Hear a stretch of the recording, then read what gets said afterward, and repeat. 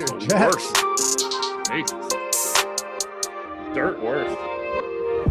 Jordan woke up on the wrong side of the bed. Do the intro. I'm filling my water.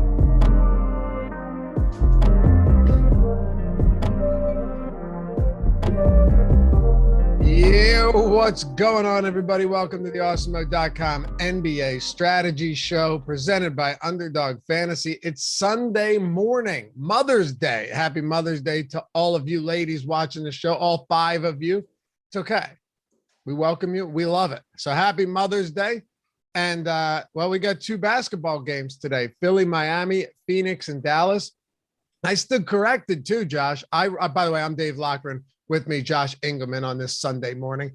I really I got chocolate milk. I went and picked up breakfast, Mother's Day today.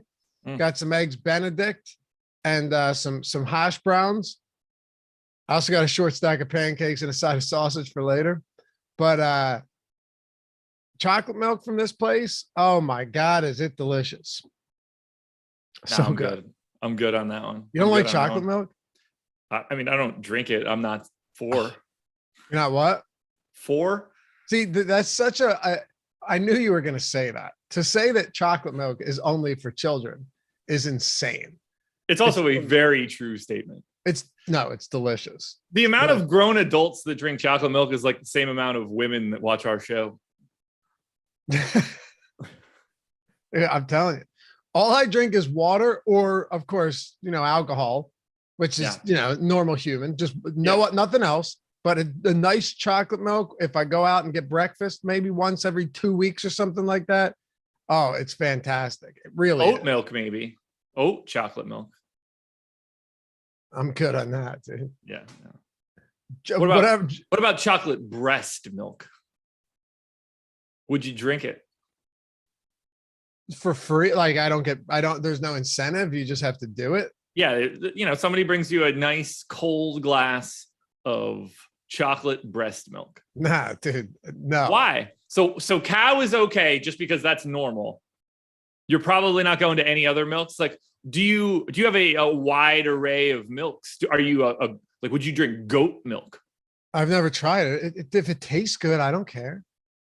It's all about if it tastes. I've got nipples. Could you milk me? Milk me, Greg? No, if it tastes, sure. If it tastes good, I don't know. Goat milk? I wonder if it's any I don't know. I would would I try it? Sure. Okay. But if you're asking me would I try breast milk? No. Does it matter who it comes from? No. Okay, so that's definitely a different discussion for me. What do you mean? If I can drink Giselle's breast milk, I'm way more likely to do that than someone else. No. Well, sure. Yeah.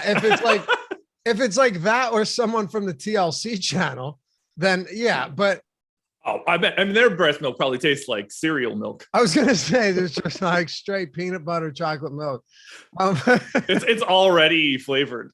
No, but I mean, it's definitely like breast milk is what as far as like what you eat. If you're healthy or not, yeah, you're getting some trouble. But I love that the first food you ever had, most likely, is the one that you are saying you won't have now. I don't know.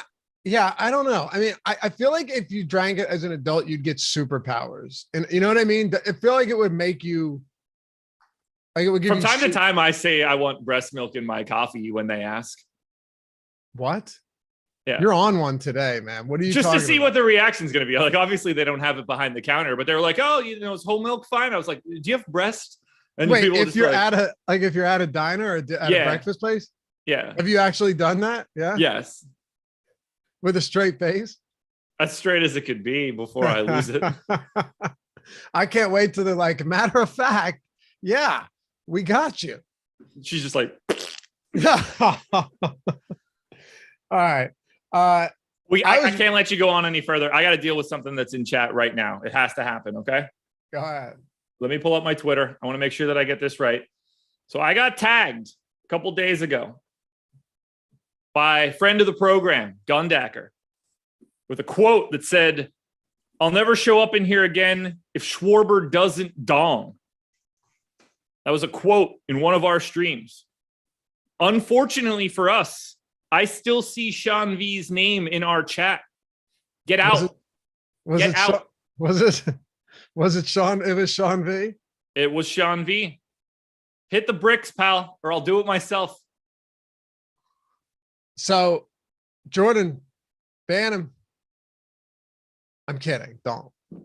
We don't make these falsified bets. Where does that get you? You're be a man of your word. Hit the bricks. Hit the bricks. I was hoping nobody saw it or remembered it. It got snipped and tweeted to me immediately. So what did he say? If Schwarber does, he said he'll never show back up if Schwarber doesn't dog. Correct. And Gundacker kept receipts. Yep. I'm so confident in Schwarber going yard that I'll never show up in here again if he doesn't. It might not be his first at bat, but it's coming. That got tweeted by Gundacker. Eric CC'd me on that tweet, and then he said it again in a second message that Gundacker replied to. So beat it. Beat it. We'll see you, Sean. You can watch in silence. Schwarber had double-digit fantasy points. Don't. You know what that isn't? A home run. This isn't a political talk show, man. You can't just move the goalposts like that and expect people to buy it. Rand Paul is ugly. Wife's a dog face, Ted. Seriously, though, get out. I've been waiting for that one, man. Rand Paul is gone. The news god gets it. Oh, yeah. All right. Look, you can't just, you got to back your words up, man. Oh, that's it. Yeah, you got a dog wife, Ted. I'm going to see him on the 4th. It's going to be fun. I should have went when he was up in, he was in Raleigh a couple weeks ago. Just couldn't make it work. Yeah. Yeah, he's doing June 4th at Helium. It's sold out. Have you been to Helium? What? Have you been to Helium? Yeah, only a couple times, only once or twice. We saw Norton there. It was a great show. Oh, Jim Norton? Yeah. Nice. I saw him in Atlantic City, actually. Funny guy. Yeah, Funny guy. Yeah, but June 4th. He sold out so quick, though. Gillis did. We got in the day he released tickets, and it was sold out the next day. That's such a great club. They pack them in, man. Yeah, it's going to be fun. That is not a COVID-friendly spot. No. Yeah, maybe I won't go. But I just mean, like, it is the least, like, you get 6 feet of room time. I mean, you are shoulder. I was on top of someone, and we saw him in like 2017 or 2018 or something like that. Yeah, look, if this was like March of 2020, I would think twice about going. Yeah. But no. So I was definitely wrong about Philly last game. I'm telling you, I really thought that it was over for them. That Embiid would come back, and he wouldn't be right. It wouldn't be the same. And it's not like he was even spectacular. But his defense, this is what I think you and I talked about every time, or Adam and I talked about every time through these first 2 games, that most people understood. It's not just Joel Embiid's offensive presence. The fact that what he can do defensively and actually knowing how to be in position, and just by simply existing and not being DeAndre Jordan, they came out and put a 20-point win on Miami, man. And now you I still think Miami wins this series, but. That was, and the Sixers are favored tonight by 2 points. So we might have another good game. It's a fascinating. I'm glad Embiid's back. I'm tired of injuries in general in this playoffs. I just want the best teams to have their best players. He's a warrior, man. He is. He's got a lot going on. I love him. He's the second best center in basketball. There we go. And then Dallas got a win over Phoenix the other day. That was convincing. Yeah. Again, still think Phoenix wins this series, right? Yeah. But a good win by Dallas. Let's dive into this. Hit that thumbs up if you have it. If Josh's breast milk topic didn't get you to hit the thumbs up already on Mother's Day, no less, do so now, please. We much appreciate it, and hit that subscribe button. And if you want to join, hit that join down below. Get the free super chats each month, the custom emojis, the sweet badges. Oh, Mike Verderosa's iced up. Steven got the 12-month badges there. I got one. My boy Jordan Klein behind the virtual glass has one as well. And we'll always prioritize your questions and comments along with Discord chat. Yeah. Speaking of Mike Verderosa, that's not why Embiid deserves the MVP. If you bring Nikola Jokic, insert like 5 other centers into this spot here, Philly's going to look way, way better than trotting out DeAndre Jordan, Paul Reed, and Paul Millsap. It's not just like anybody that they brought in that's a starting center is a marked improvement over what they had. For sure. They just look better with Embiid than they would with Jokic. All right. So hit thumbs up. It's true. I don't know if that's true. And the Donkey Ranch comment was hilarious. Even though you guys went straight to Philly, that was hilarious. The guy tweeting about having to deliver Jokic's MVP. I mean, yeah. I don't want to drive to crappy Serbia and deliver it on his Donkey Ranch. Yeah. Because it's so absurd. Like clearly that's not the case, but I got a chuckle out of it. I mean, clearly? What? Why clearly? Clearly what? I mean, like, if I told you that Nikola Jokic owned a donkey ranch, would that be surprising to you? No, but the fact that the guy just blanket statement that everything in Serbia is disgusting and horrible, I think is probably inaccurate. You know, that's fair. Yeah. Okay, that's fair. That's what I was saying. That's fair. So, did you see the Derby? No. Did you see what horse won? No, I didn't see the Derby. The answer was no. Well, I didn't know if you heard what horse won. So I text Ben. I'm like, well, that was wild, right? And this is what he said. And 80-1, Josh. The horse was 80-1 to win. Okay. Mm-hmm. Our boy Ben Rasa, and then we're gonna get into Phoenix Dallas. Tweets me this. He goes, you know how Ben talks, just very exaggerated. I'll say this in his voice in my head for sure. Yeah, exactly. But he says things that like aren't true, but you know what they mean. Like he goes, that horse wasn't in the field. He didn't qualify because he's not a real horse. One horse dropped out and he subbed in. That's why he's the 21 horse in a 20 horse race. It's like, holy shit. I had no idea. He was number 21 because there's 20 horses. The other horse dropped out. Ben goes, he's not a real horse. Just good stuff. Great stuff. Yeah. I didn't, it was on and I didn't turn around to look at the television. Humboldt said he was moving like the other horses were in quicksand. You should watch the replay because it's nuts. On the final turn, this horse that's 80-1 is just blasting past it was crazy. I don't know anything about horse racing, but I always watch it. So do you think that they should allow the previous year's winner to always be in the Derby the next year? Like like PGA, like the Masters or something? How they no matter what age you end up, you always get a chance to defend your crown. Is that how they do it with all major tournaments in golf? If you've won before, you're in? For the most part, I think. But definitely the Masters, right? Definitely the Masters. Yeah. 100%. Yeah. I think you're in for life.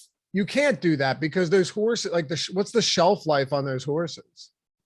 I mean, I think they live for a very long time. But I don't know how long they for a very long time. Right. So it's just going to be like 8 years from now, it's just going to be like a geriatric Kentucky Derby. No. Not just the year after. Like, just one. Last year's winner gets to try to defend. If you don't win, then you don't keep going. I don't know if you're even viable the next year as a maybe you are, but like I don't know enough about the sport.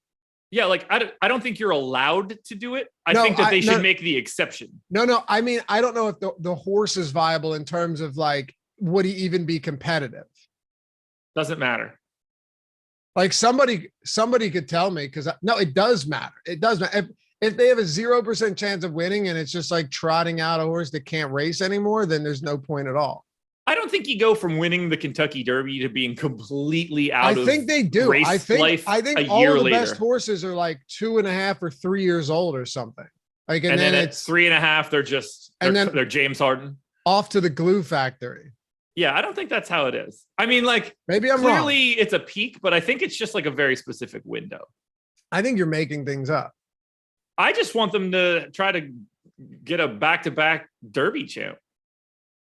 Yeah. So Texas basically right here. They that horse just goes off to pound out and try to create new winners. Shane just said only 3-year-olds are allowed. They're actually faster at 4, so that would be unfair. There's your answer. Yeah, I don't care about any of that. Oh yeah, I agree that there's an age limit that's only allowed to be in the race. I'm saying you ignore that from the champion. Okay. Okay. I mean, that's like one of the most appealing things in sports. Winners trying to defend their thing. Why would we want to immediately remove that at all times? Ready to talk some basketball? I mean, I think I've been doing pretty good on the other topics we've had so far for the first 20 minutes. All right, Saints. Who needs a run sheet? What? Who needs a run sheet? He said predicting a vintage James Harden game today. I don't know, man. We'll see. I mean, Tyrese Maxey is the dude right now in Philly. Maxey's the guy. Yeah. What an absurd game he had in the fourth quarter. Would you rather have Tyrese Maxey or newly minted 6th man of the year, Tyler Hero? Like just for right now? Or I'd rather have Maxey. Just in general. Maxey. Yeah, me too. It's really? A shame though. Well, yeah, of course. But he's got that illustrious 6th man award. What do we do with that? Yeah, right. Yeah. Right. It's almost right. Like, wouldn't you love the most improved player? Granted, this year, I guess it's like best slot receiver. Right. Right. It's stupid. It's stupid. No, but most of them are stupid. Most of them are stupid. Most of the awards. Agreed. Most improved. I tweeted out that the 6th man award is the dumbest award in sports. Like, I wouldn't even want the most improved award. Like, hey, last year you sucked, but this year you were pretty good. Right. That's just a weird award too. It's weird. It's very weird. Comeback player of the year. Okay. So your shin popped out of you saw your shin bone. And then 2 years later, you came back and played basketball again, which is what you do for a living. Right. Like, okay, I'll applaud you for it. And you don't deserve an award. Yeah. Darius Garland and Evan Mobley got better. So Kevin Love cared more. You finished in the top 5. Right. He didn't try to quit on his team because they were better. So dumb. Phoenix and Dallas. Let's do it, man. Phoenix Suns. Second game in Dallas. Mavs looking to knot this one up, eh? Looking to knot this one up at 2. Phoenix still laying 2 points, but this series would get really interesting I think Phoenix goes home and takes care of business. But what I love about the playoff structure now because remember, they tried some different stuff out. Remember the 2-3-2? How dumb was that? 2-2-1-1-1 is way better. Anybody that argues that is outright wrong. Like I'll take they're wrong to argue against 2-2-1-1-1. They're wrong. So why isn't it 1-1-1-1-1-1-1? Because you have the home court advantage. It's shot 2 games at home first, and then you have the 7th and final game at home. Whereas it's still a fair series, but there's still enough home court advantage. There's the additional game. I get you're saying the 1-1-1-1. The reason for that also, though, is because you'd have to space the games too far apart, and the league's not going to do that.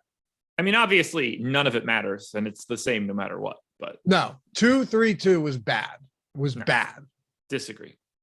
Why? How? It doesn't matter. They got rid of it for it. It was bad. I mean, it existed before because of travel. Right. Yeah. Right. It's all the same. The odds don't change. They're different, but they aggregate the same. 2-2-1-1-1, man. 1-1-1-1-1-1-1. Get that 2-3-2 shit out of here. I want ones across the board. Yeah. I just want all home games for the team that's the higher seed. I would also totally take the bubble again for the playoffs. No, I can't do this with you this morning. I cannot. Sorry, let me be more specific. I don't think you're going to disagree with me. I would be totally fine with just neutral site basketball. I'd still like to have fans there. I don't mean you want it to be like gym. The NCAA tournament, like March Madness. Yeah, I don't care about home court advantage. Do you want to get to Phoenix today in terms of let me put it to you a different way, right? Because you only have 2 games. We only have 2 games to talk about. Obviously, Luka Doncic is just, far and away the best player on this slate. Unless you have some form of some sort of disagreement with me on that, I don't think there's anyone that really comes close to him today, including Joel Embiid.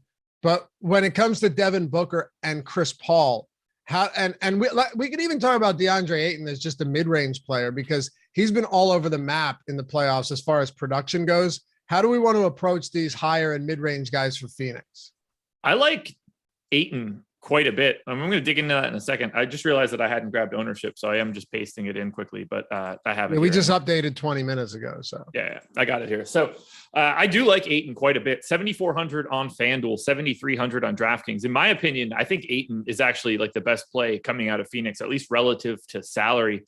I gave him 34 minutes. I think there's some meat on the bone there for him to play a little bit more. And it's not to say that I don't like Bridges or Booker. And to be fair, I like Ayton a bit more from a FanDuel perspective. On DraftKings, I just see Phoenix as blurry.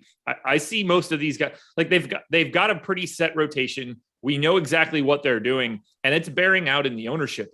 Bridges, 28, Booker, 31, Paul, 28, Ayton, 25, Crowder, 24, Campaign, 23. Like, we just have everybody projected for basically the same amount of ownership. If I'm separating them out, Booker and Ayton are the first 2 guys that I want to go to.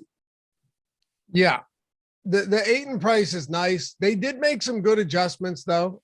Dallas defense on DeAndre Ayton, because that first game, he just crushed them. Every time they tried to switch onto him with a smaller guy, Phoenix got him the ball down low and he crushed. And the last 2 games, of course, one was foul trouble. And then the other, he was fine, 16 and 11, but nothing spectacular. You do have that. You do still have that upside on Ayton at a mid-range price point. When it comes to some of these lower price guys, though, this is where it's so like underwhelming to talk about Phoenix once you get past the guys that we've already discussed, right? And you just kind of read some of them off, but Bridges and Crowder and Payne and whoever else, like Cam Johnson's even getting 17% on this slate. Are there any real priorities here among the secondary options for Phoenix today? Not in my opinion. Like, I think Campaign's probably pulling a little bit more ownership than you would like to see.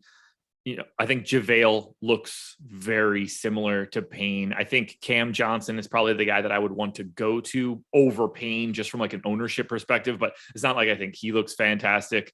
I see all those guys just last guy in types. I don't really know how to prioritize Cam Johnson, McGee, Payne, Shamet, even Crowder to an extent. Even though he played really big minutes in game 3, he's 5,400 now. They don't have to go to big minutes for Crowder again. That could go to Cam Johnson. They could go smaller against a Dallas team that has the ability to go smaller. So for me, I'm trying to keep most of my exposure in that first 4 of Phoenix, the Bridges, Booker, Paul, Ayton group. I just think that Phoenix is one of the easier teams to try to project because they're so good and they're so set in their rotation that we know exactly what we're getting out of Phoenix, barring any foul trouble or injuries. They're the easiest team to project on the slate. They are. Yeah, they're just not, it's not quite as exciting, but like you said, it's a little bit easier to have an idea of what they plan on doing. On the other side with Dallas, it's Luka Doncic is, yeah, he's expensive, but he's not at all prohibitive. Yes, Joel Embiid's price and all these guys' prices came down, but Luka Doncic is just a walking 50 plus. Like he's essentially an auto 50 plus, Josh. He doesn't have less than 50 in a single playoff. He doesn't have less than 53 in a single DraftKings points in a single game this postseason. And obviously most people would say, well, yeah, what does that do for us? It's 50. Playoffs are a little bit different. So if he still has that 70 plus fantasy point upside, which we know he does, but his floor is higher than anybody else on this slate, and he's going to play huge minutes. I mean, he had foul trouble last game too, and they ended up not playing as many minutes, but he would have triple doubled in that game, only played 34 minutes. He was cruising. I see him similarly to Embiid just because you get such a savings. That $1,200 is a lot. They're a little bit further apart than you would normally expect. But yeah, I mean, Luka is very clearly the high-end talent for today. He ranks very highly in my sim metrics. He ranks very highly in my boom metric. I mean, I've got him projected 6.5 points ahead of Joel Embiid. No one else is in sniffing distance of his raw point totals. You just have to make like a slightly different lineup if you go to Luka. I think it's very reasonable to build lineups without him. You know, I think he's less than a coin flip to be in the optimal. But when you build with Luka, you kind of have to get lucky with the 3K guy that you want to play to bring him along for the ride. There's going to be a few guys sub 4K that will end up being good values, but there's a huge bucket of them, and I don't think that anyone looks particularly likely, but that's the most likely scenario to get you at the top of a large field GPP. So play him, don't play him, do whatever you really want to do for Luka, but we all know who the best option is from a raw point ceiling today, and that is Luka Doncic for sure. And really, the rest of his teammates look fantastic as well. You know what else you should do with Luka? Get him at Breaks of Gad. I don't know. I think you're leading me into a read, but I have no idea. It definitely it's the promo code. Yeah, definitely wouldn't be the Luka promo, would it? Yeah. Do that one. Do that one. You were right there. It was on the tip of your tongue. It was. If you use the promo code Luka, as in the guy we were just talking about, you'll get 7 days of Awesemo Plus Platinum. Literally everything on the site, a full week for $7. We don't run these promos often at all. It's as good a promo as you're going to get, hands down. I'm not just, blowing smoke up your ass. This is a real thing. Go to awesomeo.com/promos. Forget about even typing it in. Just go to awesomeo.com/promos, click Luka, and you'll get everything. The boom bust tool, the top stacks tool, the top pitchers tool. I always reference them because they're two of my favorites. Ownership for every sport, all the simulation tools for all of our sports, the lineup builder, everything. All of our projected stats, player projections. If you want to get the Fantasy Cruncher add-on on top of that too, you can do it. All the tools built by Awesemo himself, Alex Baker, you know him. He's won quite a bit of money using those tools, and so have a lot of our subs. And a lot of people over at Awesemo. So if you want to get in, it's $1 a day. If you've been wanting to test this out and seeing what it's all about, awesomeo.com/promos. We got you. Just click Luka, get 7 for 7 days. 7 days for $7. And join the premium Discord and the Office Hours channel where you got the pros answering your questions and helping you get better, fine tune, craft your game to a higher level. Yo, Adam and I talked about this the other day. I had asked him a question, seeing if we'd be on the same page. We were, and I think I'm on the same page as Adam and I were on the other day, that Spencer Dinwiddie, while his ownership seems to have come down a little bit, and he played fewer minutes, has just been overvalued ever since Luka Doncic came back. From an ownership standpoint, he's been overvalued because he is essentially a non-factor. He's essentially a guy that stands around when Luka is on the floor in the playoffs. And yet he's the best play on FanDuel today. What's he priced at? 4,600. I get it, but I'm still not excited. I still wouldn't be excited about it. No, I like this whole Dallas team. DFS, Reggie Bullock, Luka, Brunson scares me a little bit, but still looks really good. Dinwiddie, Maxey. I mean, I have these guys popping pretty aggressively in my sims. These guys are pulling a ton of ownership on FanDuel, at least because all of their prices are better. Dorian Finney-Smith, 47. Luka, 53. Brunson, 38. Dinwiddie, 49. Maxey, 41. I mean, these guys are pulling a ton of ownership, and in my opinion, fully warranted. The only guy that I think is slightly over-owned is actually Jalen Brunson at 6,700 or 6,600 on DraftKings. But on the other side, like on the DK side, I actually think some of Dallas is going underrepresented. I think the ownership on the Mavs on FanDuel makes sense. On DraftKings, I think Bullock's light, I think Dinwiddie's light, and I think Maxey Kleber's light. Dude, Dinwiddie he literally has basically 10% usage, 10% assist rate with Luka on the floor. It's really low. It's not great. I think his per minute production with Luka since Luka came back in the postseason is like 0.5. Oh, it's not good. 0.6. So, it's really low. Yeah, it's not good. He's at 0.85 in the last 317 minutes, and that includes like a lot of time without him. Yes. T.O. Deck, is up your ass commonly attached to blowing smoke, asking for a friend? Because I said blowing smoke up your ass. Yeah. No, that is the saying. Yes, it's not commonly attached to it. It is the saying. Blow smoke up your ass. It comes from the old tobacco enema, where they would blow tobacco smoke up people's asses. Urban Dictionary. Here we go. Blow smoke.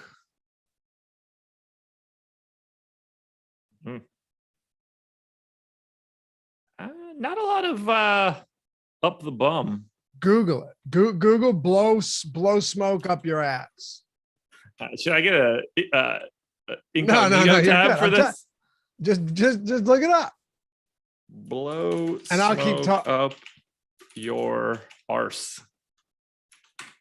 Joe said Laffy's just into some weird. I'm not. I'm just curious of origins of a lot of certain things. Like back in the late 1700s, doctors literally blew smoke up people's rectums. I told you.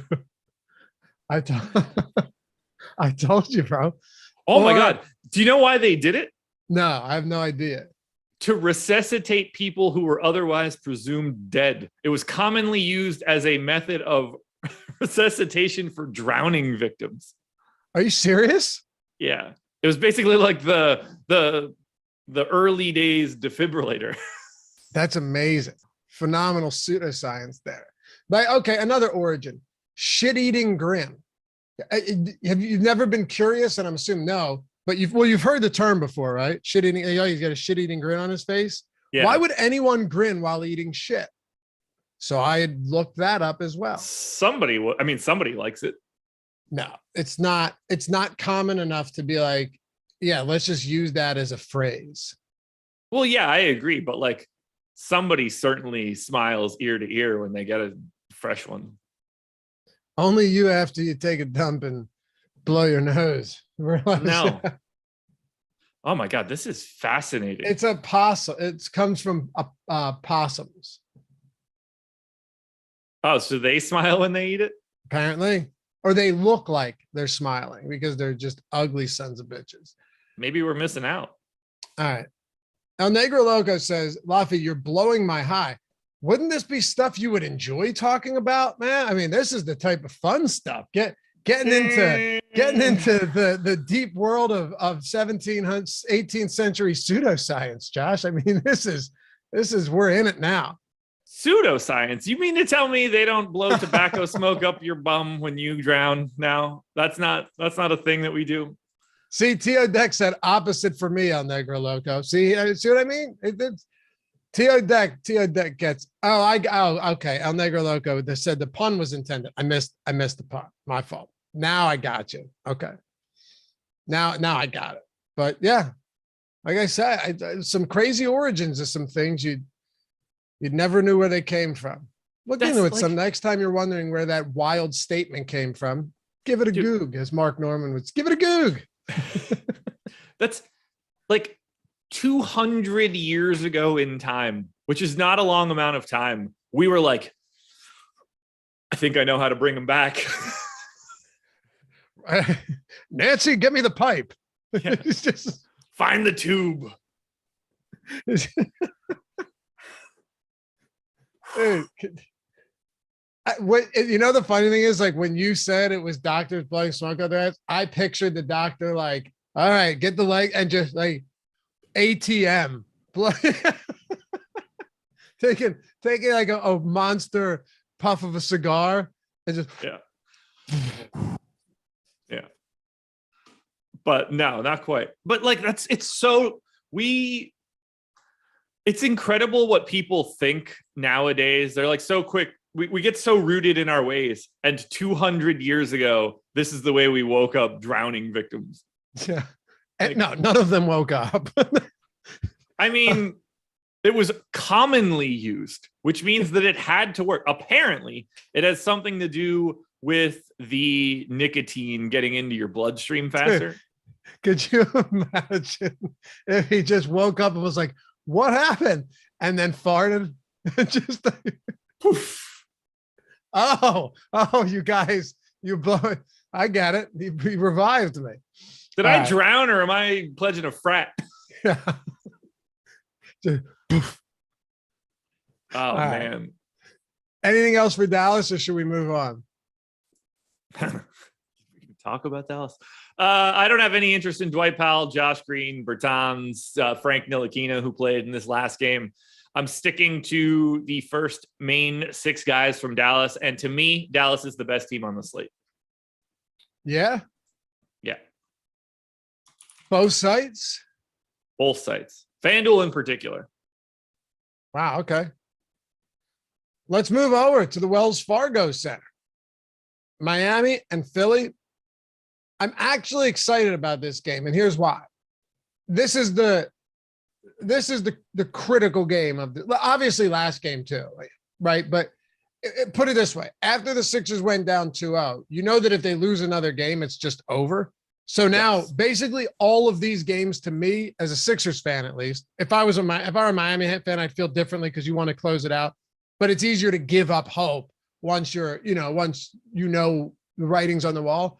Each of these coming games, like yesterday or game 3 and then game 4, if the Sixers lose it and then they go down either 3-0 or 3-1, it's over. But if they tie it up at 2-2, then we got ourselves a series. So there's a big game, critical game.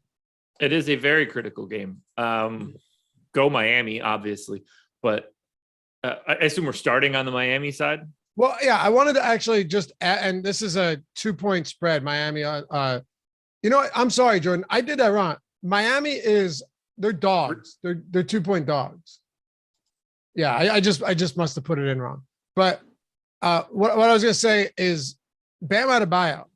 Did anyone struggle more with Embiid back than Bam Adebayo? I mean, my God, talk about night and day performances from game 1, 2, and then 3. And yet, I'm probably still going to go back to him because he's 7,500. I like that price tag for him. I'm sure he wants to get a steady diet of DeAndre Jordan and Paul Reed again. That's not going to be there, but he has to play a bit better than he did in game 3. And based on the ownership, basically he's in a tie with PJ Tucker and Max Strus for most owned on DK. I actually think Strus and Tucker look just slightly better, at least relative to salary. It's a decent spot to grab some value, but if we're talking about going to one of the big 4 out of Miami, I think it's pretty clearly Bam at that $7,500 price tag. I'm not all that enamored with the rest of Miami to begin with. And it's not like Butler or Hero or Lowry are pulling all that much ownership either. They're in the low 20s. I had Butler way lower than that. I have Hero way lower than that. I have Kyle Lowry about even in terms of ownership relative to his current projection, but he doesn't exactly project very well. I don't like going to Miami unless I'm going there for value. I like Butler a lot. I do. Really? Yeah. 8,900 on DraftKings is fine. I think he's 10,400 on FanDuel. Oh, well, that's different. But I think 8,900 is totally reasonable. I really do. I mean, just to consider a couple of things. One, he's been excellent in the postseason. Yeah. He's been very, very good. Among anyone else on this slate, other than Luka Doncic, who's been the most consistently quality player on this slate? It's Jimmy Butler. Chris Paul. No, definitely Butler. I don't think it's even close. Just from an overall production standpoint, Chris Paul's been good for sure. But he had all those games. He had 3 games without Devin Booker, and he still had a few games. Okay, I won't say it's not even close. I guess that's unfair, but Butler's been really good. Yeah, I mean, really I can't really disagree. He had 42% of their points last game. That's nuts. 42% of their total points. Well, when you only score 79, it's pretty easy to have a high number here. Right. But I don't know. I don't want to overrate how good he's been because it's not like they weren't the 1 seed and they didn't play the Hawks in the first series with a bunch of injuries and stuff. No, so for sure. He hasn't exactly had a murderer's row of defense coming at him either. I hear you. It's just he's been very aggressive. Yeah. And I like to see that. I like to see that he's getting to the line at a high clip. Peripherals are always going to be up and down with Butler, but he does rebound. He had 12 assists in game 2 against Philly. I'm not saying you go and get him in every lineup. I'm just saying that I think Butler at 8,900 is more than reasonable, especially given that he's going to play 40 minutes. He grades out as one of the worst plays of the day for me relative to current ownership. Even on DraftKings at 8,900. Wow. Yeah. Okay. I got him projected for 41 fantasy points. I've got Harden higher than that, $400 cheaper. Who? I've got Harden as a better play, $400 cheaper. Do you have Harden projected for more points than Butler? More fantasy points? Yeah. Yeah. Really? Yeah. You're not making any adjustments to the fact that James Harden just hasn't been any good? I mean, it's not like I have James Harden projected for a ton. I only have him at 1.1 fantasy points per minute. Okay. I don't think that's much of a reach.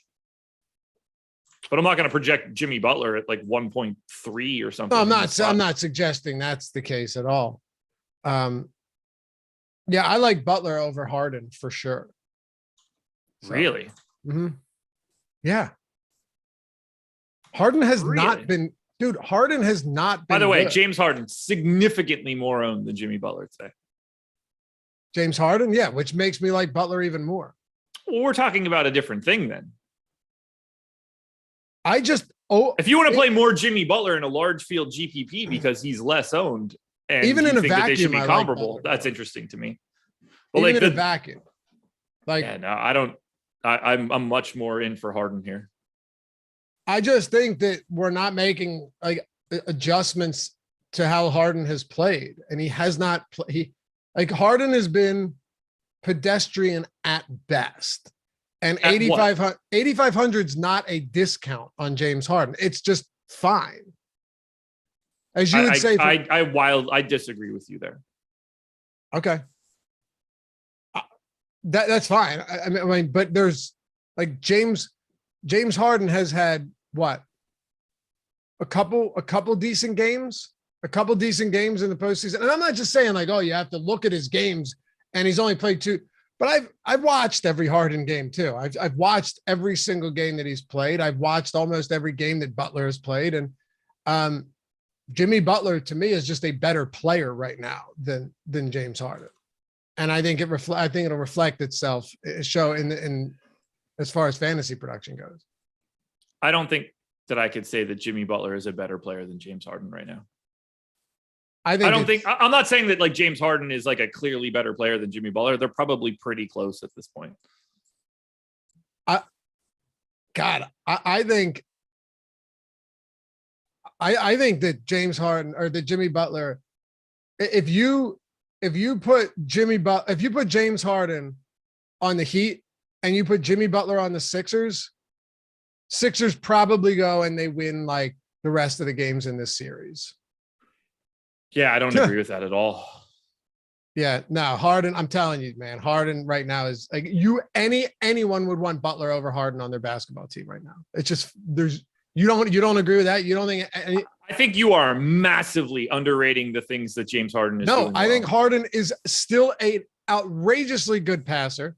He's done a decent job of getting to the free throw line in some of these games, but I'm not overrating him. I mean, they went down, they lost Embiid and James and got blown out in both games because James Harden was not a non-factor. Obviously, he's better than having George Niang out there or Shake Milton. Of course, he's still a very good basketball player, but Jimmy Butler right now is better.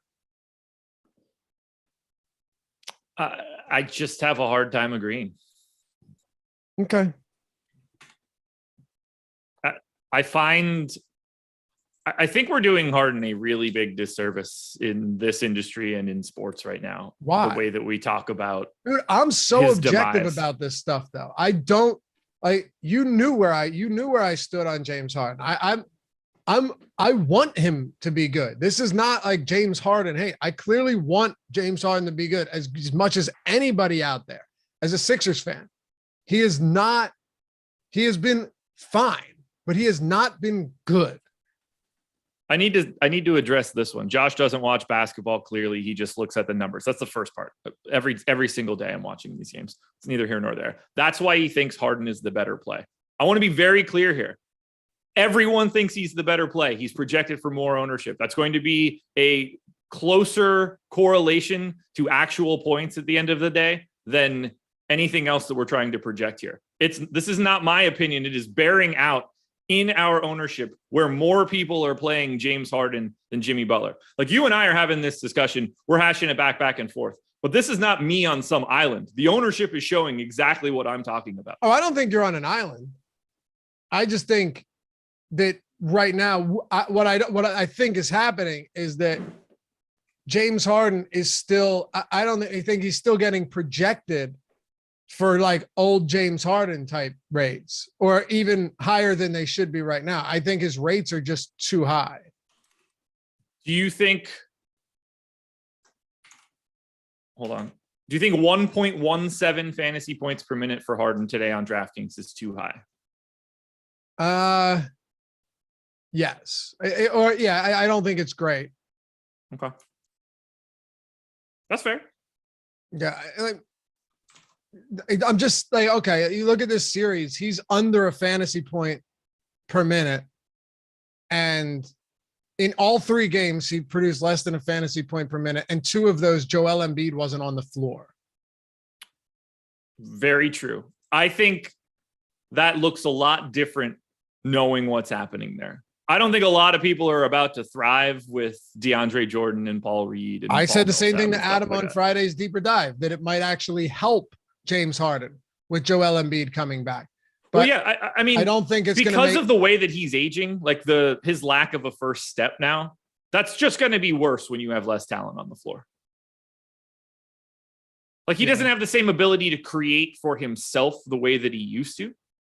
Yeah. And that's going to be a problem when you start taking more and more talent off. Of course. But we're still talking about an elite offensive player. Yes, but so is Jimmy Butler. Yeah. I'm not trying to say that there's like a chasm between these two guys or anything like that. But anyway, I'll leave it at facing the Hawks with like no Clint Capella for half a series and one of the 26th ranked defense is going to fluff Jimmy Butler quite a bit in the first round for the 1 seed. Like they both got here in very different ways. Yeah, absolutely. But Jimmy Butler still dropped 33-9 on him yesterday with Joel Embiid in there. Like Jimmy Butler is going to get buckets. He's going to score. He's going to play big minutes, and he's going to be, all over the basketball. Here's one for chat. Here's another topic or trivia question we could put up there. If you could bet on this, who has more fantasy points today, Jimmy Butler or James Harden? Who's the favorite? Well, you would say James Harden, obviously. But I would say James Harden.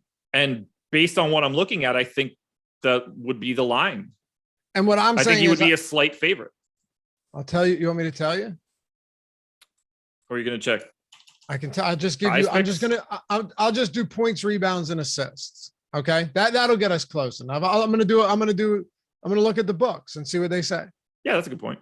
Just do points, rebounds. We don't need to get, I'm not going to get into blocks and steals and everything. Obviously, James Harden can't shoot threes anymore anyway, so forget about. I'm kidding, but his 3-point shooting has been tough.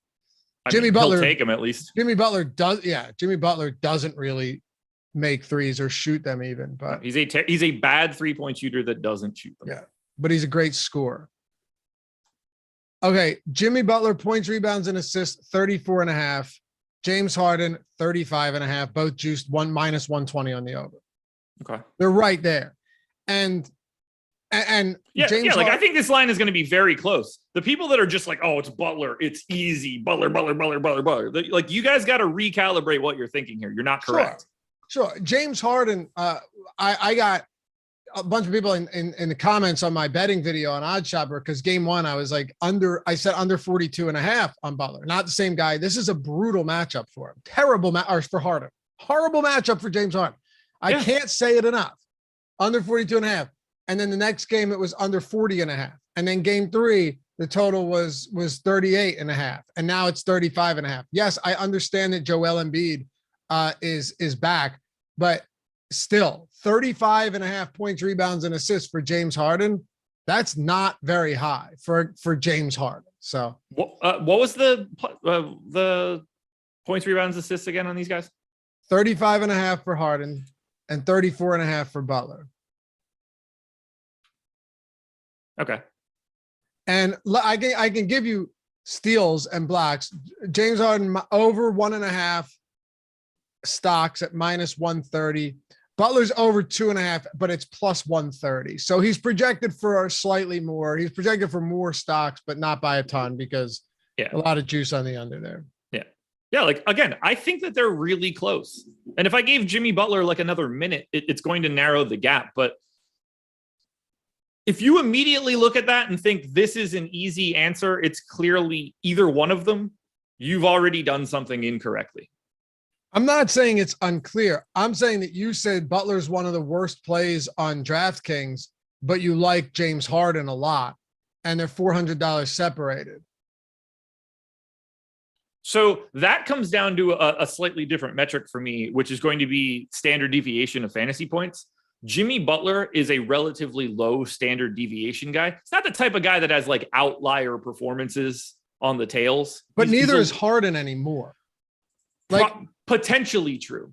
Right. But you would agree, though, that it's very possible that next year we're looking at this and going, okay, James Harden, there's not like that. Those ceiling games aren't nearly, and it may be the floor games too, but like he kind of hovers in this range if he's going to be playing alongside Embiid and continuing to develop Tyrese Maxey.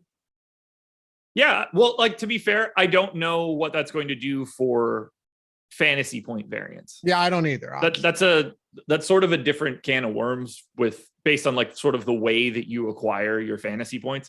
But the thing that makes me more interested in Harden in this example is that his average performance and his standard deviation of his performance just has wider bars than Jimmy Butler's does, which makes me more interested in him from a GPP perspective, because in the same amount of minutes, I can stretch his projection a little bit wider. So that's why he projects a little bit better, because I think that I can just get a slightly higher amount because of his standard deviation. So two sort of separate, it's sort of a separate discussion point for those two guys. You're right. And by the way, I'm not a Harden. Someone was saying, I don't know, they were saying I'm not a Harden hater at all. Go back and look at Josh and me having the trade deadline talk when he brought me on that show. I was ecstatic about it. And I still think it was the right trade, because Ben Simmons never would have played a game for us and we'd have been swept out and probably wouldn't have beaten Toronto. We wouldn't have beaten Toronto. So that's not what I'm saying at all. Like, not even remotely close. What I'm saying is, if you're taking all of this historical data from Harden and assuming that he's the same guy right now, he's not. Like, objectively not the same player. And that's okay. He doesn't need to be. But he's not that guy that he was even at the beginning of this season. Or maybe he's still playing hobbled. It's perfect. It's very reasonable that hamstring is still bothering. He's not the same guy. That's all I'm saying. And I think that's more than fair response.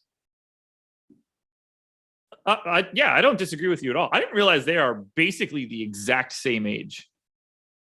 Butler's been around a while, man. Yeah, Butler's been around a while.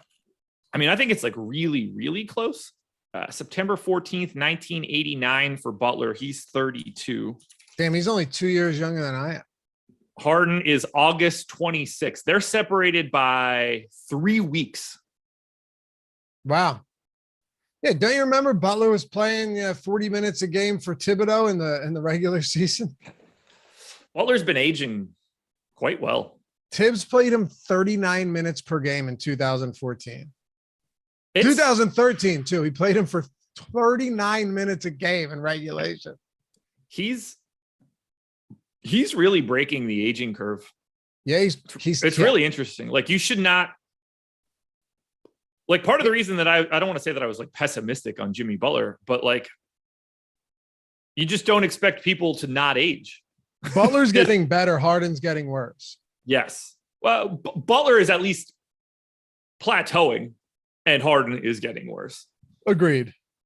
You can make a case that he's slightly getting better. I wouldn't fight that. Kind of feels like it. It's tricky. He's not going to age well moving forward because of his style. Like his lack of 3-point shooting is just going to get exacerbated as he starts to get a little slower.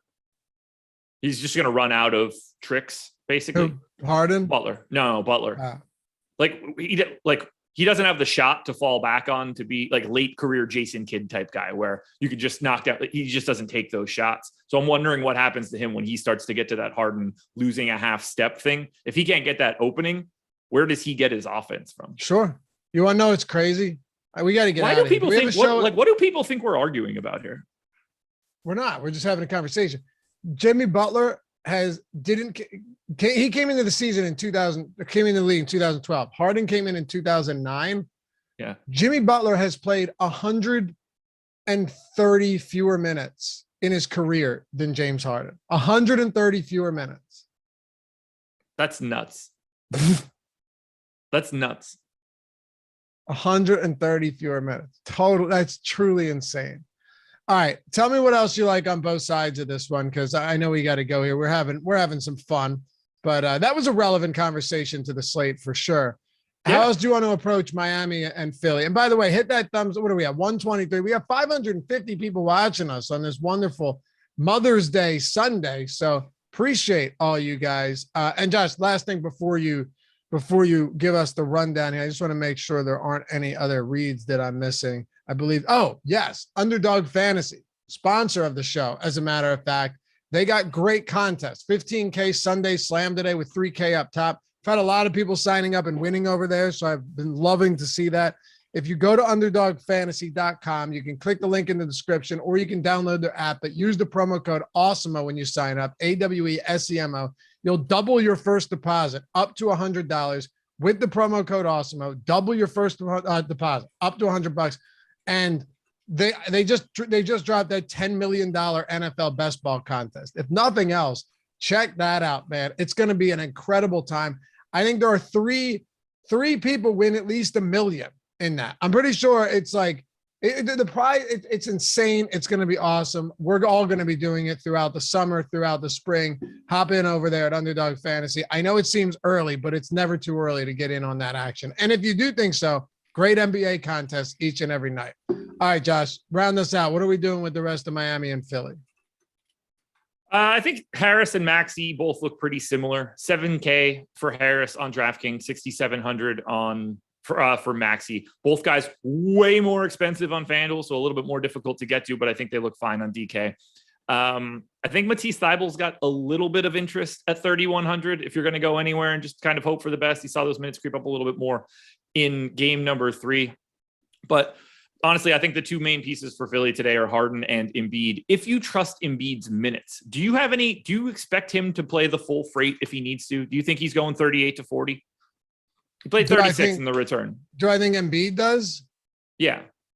Yeah. Oh, yeah. Okay. Do I think he could? Yes. Absolutely. Wait, hold on. I'll back up a second. Do I think Embiid can go 38 to 40 tonight? Do you think that's the likely scenario for him today? Oh, yeah. I have him in for 38 minutes. So I do.